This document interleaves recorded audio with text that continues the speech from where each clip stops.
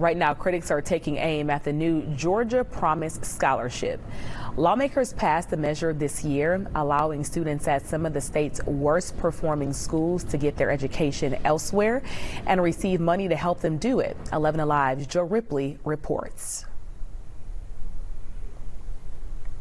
The Georgia Promise Scholarship passed this year in an effort by state lawmakers to open up school choice for families. Students at around 500 of the state's worst performing schools would be eligible for $6,500 to go toward private school tuition or homeschooling resources. Kyle Wingfield with the Georgia Public Policy Foundation says the program could be life-changing. Maybe their families wanted to make a different choice for them but couldn't afford to do that.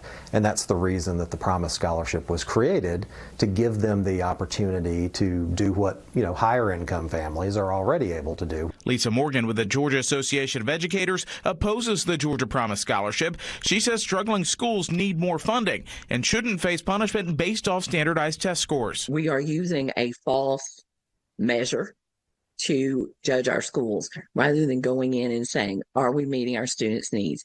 Are our students learning? Are they making progress? Morgan warns private schools don't have to admit students just because they're eligible for Georgia Promise. She says private schools in other states that adopted similar measures actually raised tuition. Wingfield argues the likelihood public schools lose students and subsequent funding could lead to better student performance in public schools. The public schools respond. They have to compete for those students now. In Atlanta, Joe Ripley, 11 Alive News.